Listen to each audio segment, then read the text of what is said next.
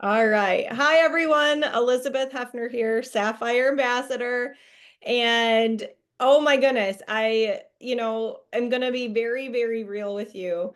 I have been home for less than an hour.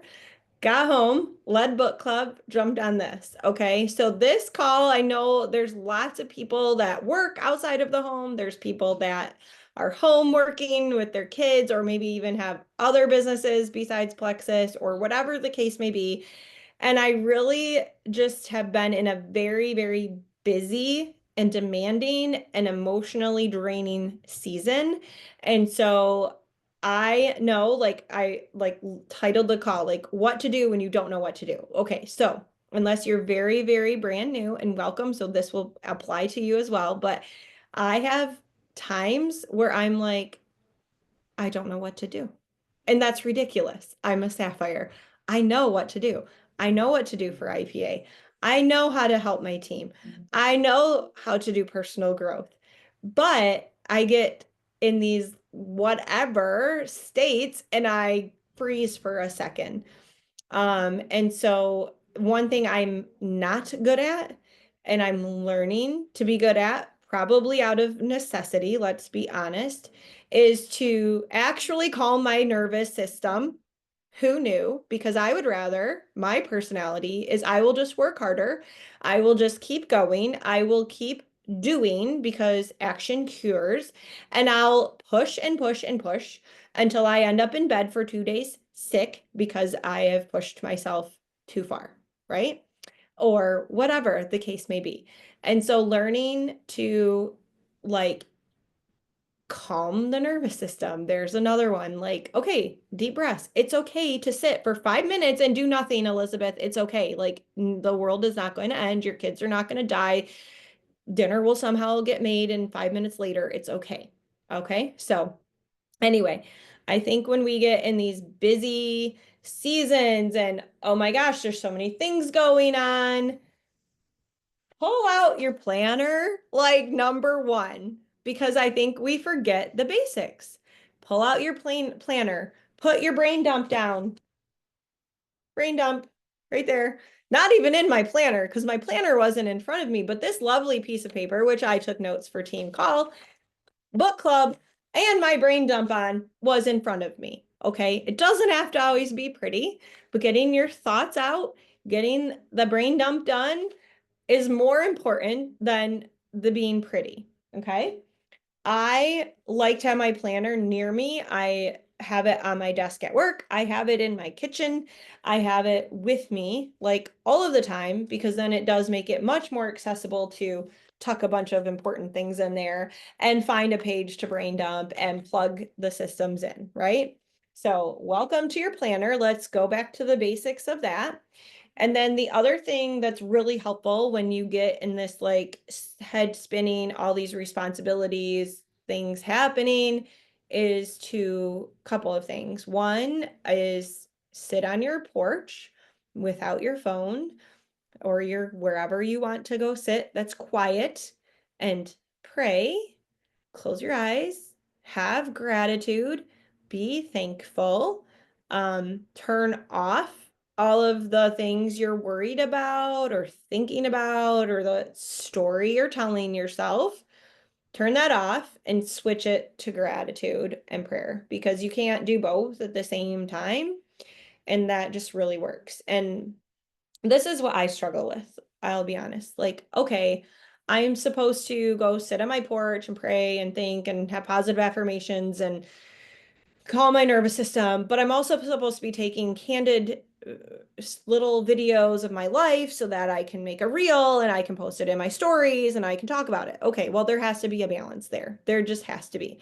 There has to be a time where you like have to put your phone in a drawer and walk away from it so you're not tempted to be distracted by whatever. Because if I'm videoing the dog in the lawn or whatever, then I'm not really focused on gratitude. I'm not really focused on prayer. I'm not really focused on calming. I've been doing a lot more walks without my phone. I mean, it might only be 3 or 4 minutes of walking without my phone, but just that break from I'm supposed to be doing X, Y, or Z, I can take that break and quiet my brain and calm my spirit. Okay. So that can just be helpful. And then spend a day where you set your phone up while you're cleaning out the whatever. I mean, take little snippets of you doing dishes for 30 seconds. Take a snippet of you doing your face routine, whatever those little video snippets that you want to do. Just spend one day doing a bunch and then save them and use them over the next week or two. You don't have to have this, like, I think that's also like maybe it's just me and my how my brain was working, but I'm like, I should document every second of my day. Well, not really, but document frequent things throughout my day, and then it's completely like all you are is on your phone, on your phone. And so realizing that you can take little snippets, little snippets, little snippets and spread them out. No one is going to go, well, that's not the shirt she was wearing on Tuesday. Like no one's going to know. No one's going to pay that much attention to realize that connection. It's okay. And, you know, I really take a lot of that from Amber Miller's social media training. She talked about it last year at convention. And I will say, like, applying those tips over the last year has definitely made a difference in my interactions and in my reels and just different things, right? It really has. And so realizing that you can block some time out, block 5 minutes of chore time. Like, okay, here I am doing dishes. Here I am folding some laundry. Here I am baking. Here I am, whatever, and save those and then use them. So and then having that silent time too. I just saw a reel of a guy saying if you are in a procrastination loop and you can't get out, then like turn off everything and sit somewhere and close your eyes and like take out all input. So kind of like what I talked about, like getting into prayer and gratitude, but then there's also just this like shut everything out so that you're bored, and then you will get out of that procrastination and go do something. That's the whole idea behind that. And I really like that. And it really makes sense, right? If you're on your phone and you're like, I need to send my messages, but I'm sitting here scrolling and I need to stop scrolling. And then you're just beating yourself up because you should stop scrolling, but you're overwhelmed because you don't know where to start or whatever, then shut it all off, shut off the music, shut off everything, and be bored, and then you can get to work. Okay. Now, here's the steps to, okay, I have time to do IPA, but I failed to make a list ahead of time. Okay. So here's my trick. If I'm like, okay, I have this unexpected time in the car waiting for a kid to get done with practice or something. What I do is I go to my friends list and I sort it. Newest friends first, and I write down 5, 10 names. And then I go and I sort it oldest friends first, and I scroll and I write down 5 or 10 names, right? Write down those names. Now I have people to go comment on their wall so they see my stuff. I have people that I can send messages to, and there's my list. It takes no time virtually to do that, and there's your list. The other thing you can do, and if you don't know how to find the archives of your stories, and I build my stories in Instagram and auto share to Facebook. And when I go to my like settings in Instagram, I can archive, like you can look at your stories for the last forever and you can click on them from 30 days ago and see who has viewed them. And my Instagram tells me who viewed it on Instagram, who viewed it on Facebook. There you go. To kind of see like, oh, this person actually watched like 4 or 5 of my slides in a row, write them down. Now you have a talking point and they know you. They know what you're about because they watched your stories. So they have some idea of who you are, whether they're a new friend or an old friend or they're a new follower on Instagram or not. And that's another way to get a list for yourself of who you can talk to or who you need to go to their social media and comment so that they see yours. And I want to get over this whole like, I have such a cold market. You don't have a cold market. If you met somebody in a Facebook group of commonality, then you have something in common. They accepted your friend request. You can comment on their wall a couple of times. That is to assume they are seeing your stuff. They didn't unfriend you and block you. They are not a cold market. They're not, because Everyone is on social media to connect with people or a product or whatever. And so stop thinking these people are my cold market. I can't talk to them or I need, and Sally has great tips for talking to that colder market. Use those tips. Just talk to them, but don't just talk to them like they're your friend. Hey, I love that we can do this gardening group thing together. So fun. I'm really looking forward to my whatever growing this year. What are you looking for? What are you most looking forward to? I mean, just talk to people like if you met at a gardening group at Home Depot, right? Don't make it weird. I mean, I will talk to everyone at Home Depot in the gardening group if I were in a gardening group because I don't have trouble talking to people. And if you are struggling with that, then you pretend like you're me and you just talk to everyone, okay? Don't make it weird, just talk to them. All right, so get over this. They're my cold market. They're on your social media. They're not cold. I think too that what we can do when we're reaching out to people and saying, hey, my goodness, like if you're anything like me, you probably struggled with having energy or.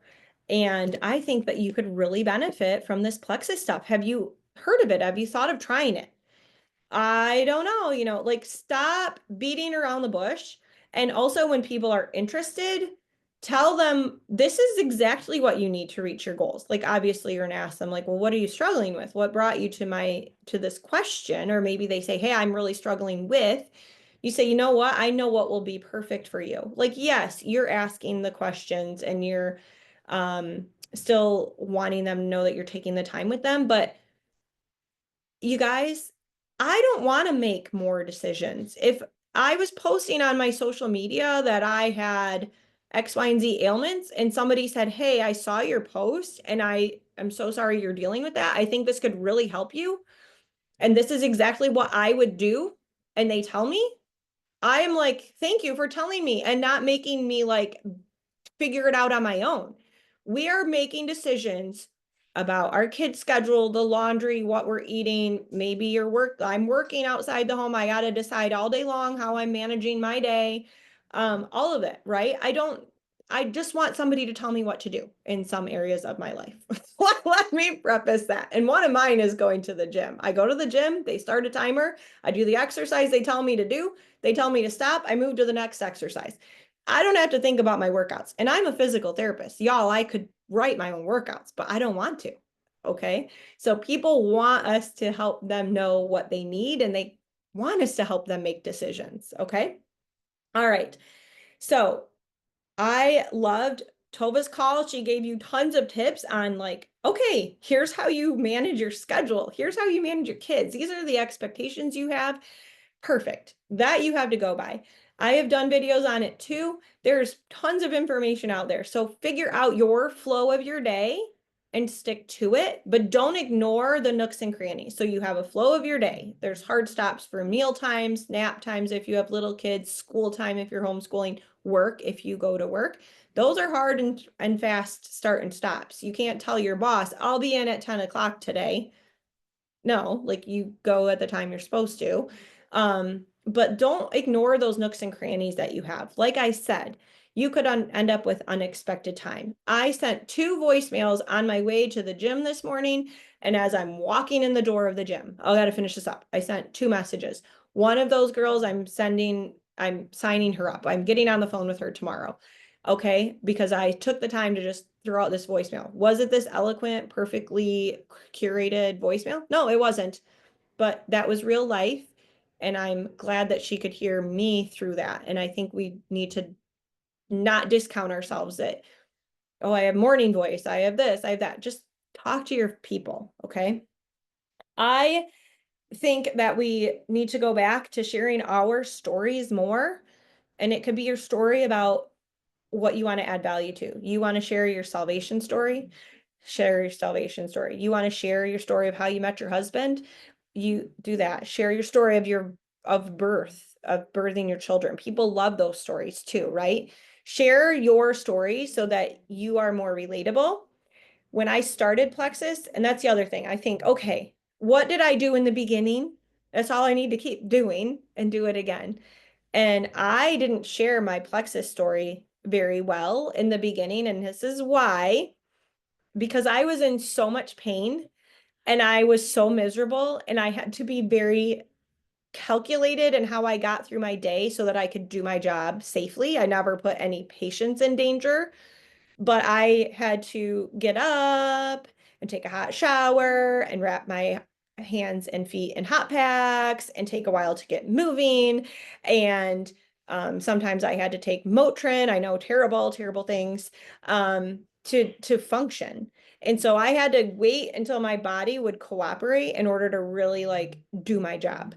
So the last thing that I wanted to do was share about how miserable I was and have them be able to fire me or something, right? So I hesitated to share that. So I feel like it was a pretty valid reason. But now because I'm beyond that and I jump out of bed and like relatively jump out of bed and run to the gym, it's a different scenario. So if I limp or something because I stood for 12 hours at a track meet and my ankle hurts, I mean, come on. Like that's better than what it was when it just hurt all of the time and I couldn't even move in my bed because it hurt to roll against the blankets. Like, hello, this is awesome. And so now I'm even more empowered by like how far I've come, that I definitely want to share that. And this is the thing, if these products can work for this crazy body, like think what they can do for people that aren't as miserable. Like we have so much gold in our hands. And when you understand and feel that and embrace that, you're going to want to share and not worry what people think, right? Um, okay. And then, oh, a couple of book recommendations that have come to mind. So there is a book called How to Keep House While Drowning, and I just listened to it on Audible, How to Keep House While Drowning. I can put these in the comments too of the post of the write-up. And I never, hers, she wrote it out of a place of having like severe like postpartum depression and things like stuff that I didn't personally deal with, but the principles that she puts into place, because what do we say? Like, don't clean your house for a year and you can work your business and you can grow your business, right? Well, I haven't cleaned my office in a year, and that's okay. But how can we keep the house relatively respectfully, like running smoothly? They had great tips. A lot of it has to do with habit stacking. A lot of it has to do with like run your dishwasher every night, even if it's not incredibly full, because guess what? We have like high efficiency appliances. Back in the day, like when we were kids, it was don't run the dishwasher till it's full because it uses too much water and you don't want to use all that water and all of that, like the hot water having to work, all that gas to heat the hot water heater, blah, blah, blah.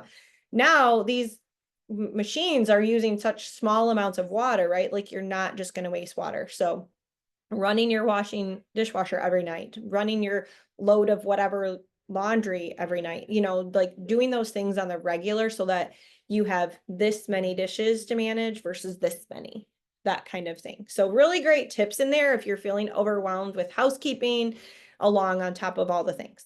Perfect for Maycember. Okay. The other one that I love about is called The Power of a Woman's Words. And this, again, I listened to it on Audible and I'm putting it on repeat. And it's how do we talk to ourselves? How do we talk to our children? How do we talk to our spouse? What are these words that are so powerful? And we just said this to our kids on the way home, where one was like, my little one, in fact, was like making fun of the older brother. And I was like, now you have 5 nice things to say about your brother. And so then she still was saying like funny things. They weren't necessarily bad, but they weren't positive. And I'm like, okay, now you're saying 8, now you're saying 10. And then the brother is like, yeah, I like this game. Like we should do this more often because we're puffing up his chest. But look at that. Like he's feeling good about himself. They're having fun in doing it. And those powerful words. And I told my son, like, you need to read your Bible on this. Like you need to check yourself on the power of your words, right? The Power of a Woman's Words was the last one. Yeah. I will have to put pictures of these in the comments for you. If you're struggling with connection and relationships, I love Danny Silk's book, Keep Your Love On. There's a big light bulb on it. In fact, I bought this one twice because I forgot I bought it. I actually hadn't read it yet and then bought it again. So I have two copies floating around somewhere. If you're local and want to borrow it, let me know. So Keep Your Love On by Danny Silk, really great with connecting and relationships and communication, and biblically based. And then the other one that I think is just solid book and productivity and things is Atomic Habits. Like I put this one into practice today. While the shower is heating up, clean your toilet. Like you don't want to, I don't like getting in a cold shower. Tried it like 3 times, couldn't hack it. I will admit that. So now I'm clean something in the bathroom while the shower is heating up. Okay. So that Atomic Habits. And then using Audible, because here's the thing, I gotta watch my time too.